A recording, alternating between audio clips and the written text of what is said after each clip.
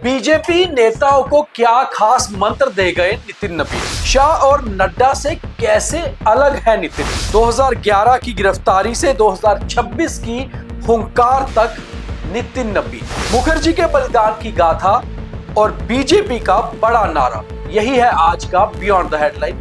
पूरा देखिए और शेयर कीजिए। अपने जम्मू के पहले दौरे पर आने के बाद आखिर बीजेपी नेताओं को क्या मंत्र दे गए बीजेपी के राष्ट्रीय अध्यक्ष नितिन नबीन?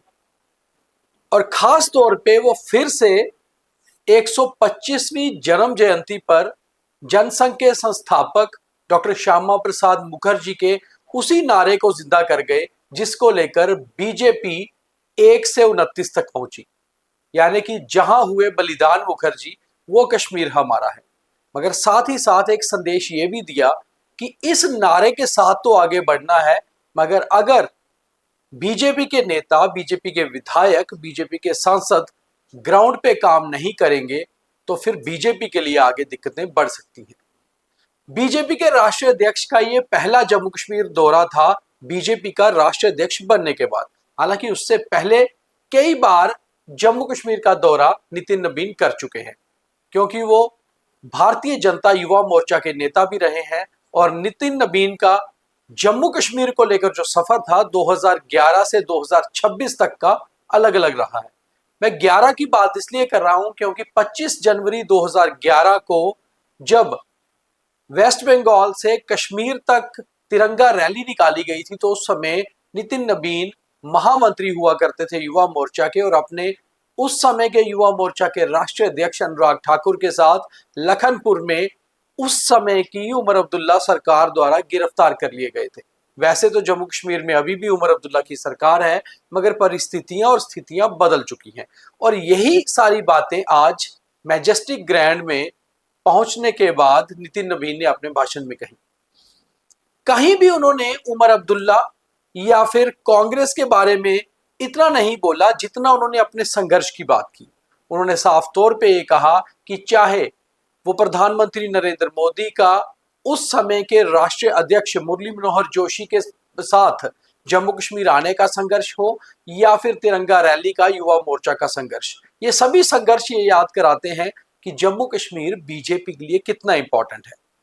अपने भाषण में उन्होंने ये भी कहा कि उस समय गिरफ्तारियां भी हुई और उस समय यहाँ पर संघर्ष भी हुआ। ये वो सारे नेताओं के चेहरे उन्हें आज भी याद हैं जो उस समय के संघर्ष में उनके साथ थे।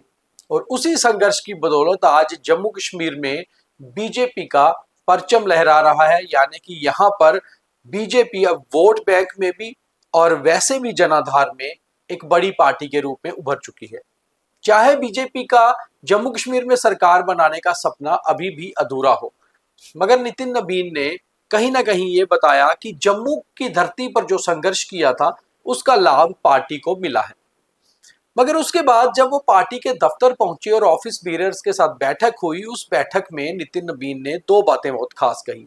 एक ये कि हमें पुराने संघर्ष को नहीं भूलना है, और साथ ही साथ हमें अब ग्राउंड पर लोगों के लिए काम करना है।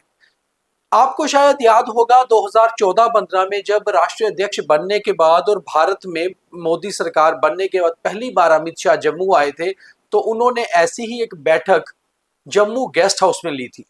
अमित शाह का स्टाइल कुछ अलग था और उन्होंने उस समय बीजेपी के नए जीत के आए विधायकों की अच्छी क्लास लगाई थी।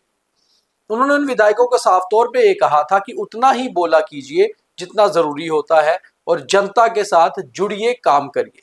उस समय जम्मू कश्मीर में नई नई बीजेपी और पीडीपी की सरकार भी बनी हुई थी। उसके बाद बीजेपी के राष्ट्रीय अध्यक्ष जेपी नड्डा बने, और जेपी नड्डा क्योंकि जम्मू कश्मीर के प्रभारी भी रहे हैं, वो यहाँ के नेताओं के साथ सबसे ज्यादा फ्रेंडली थे, उनके साथ ज्यादा घुले मिले हुए थे, इसलिए उन्होंने इस तरह के बयान कभी यहाँ आकर नहीं दिए। हालांकि वो अपने कार्यकाल के दौरान बहुत ज्यादा जम्मू कश्मीर नहीं आए, मगर नितिन नबीन शाह और नड्डा दोनों से ही अलग हैं। इन्होंने अपनी बात भी रखी, मगर बहुत ही लहजा जो था सॉफ्ट था।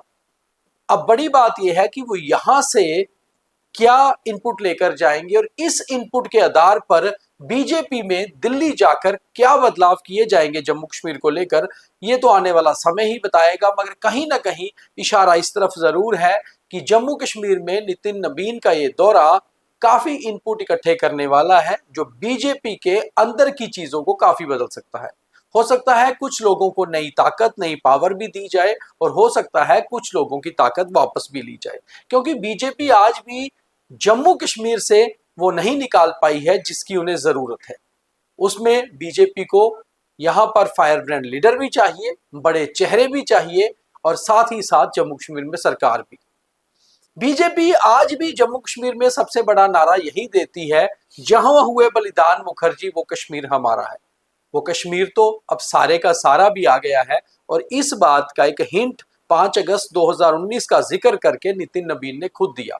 मगर क्या जम्मू कश्मीर से अब खुद के नेताओं को तैयार करने का समय आ गया है, ताकि जम्मू कश्मीर के संघर्ष की बात हो तो यहाँ के नेताओं का, पंडित प्रेमनाथ डोगरा से लेकर चमनलाल गुप्ता तक और अशोक खजूरिया से लेकर डॉक्टर निर्मल सिंह तक, जो पुराने नेता थे, वैसे नेताओं को अब आगे लाना और यहां से एक नई लीडरशिप की ब्रीड पैदा करना, इसको लेकर अब बीजेपी काम करेगी। और शायद नितिन नबीन का दौरा इन सारी चीजों को लेकर बहुत अहम साबित होगा।